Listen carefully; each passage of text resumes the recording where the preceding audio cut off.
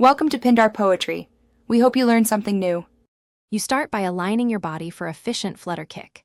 Keep your head neutral and eyes forward so your spine stays long. This reduces drag.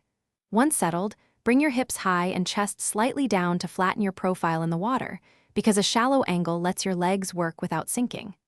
Make sure knees remain soft and ankles loose. Stiff joints create resistance.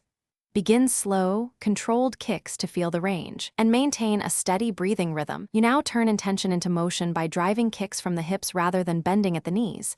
This is why your hips stay high. Once you start, use small amplitude but rapid beats. Aim for around 6 to 8 kicks per breath to create steady lift. Make sure each leg alternates smoothly, toes pointed but not rigid, about 10 degrees. This reduces splash and wasted energy. If you feel drag, shorten the arc and focus on quick recovery of the trailing foot. You finish by focusing on endurance and small corrections. Once done with warm-up sets, increase tempo gradually and hold 30 to 60-second intervals with 20-second rests to build control. If your hips start to sink or you see big splashes, make immediate adjustments. Slow down to re-establish hip-driven motion and relax your ankles, because tension wastes power. If knees flare or bend too much, shorten the kick arc. Keep practicing these fixes until the rhythm feels automatic and efficient. Thanks for watching. Consider subscribing if we helped you.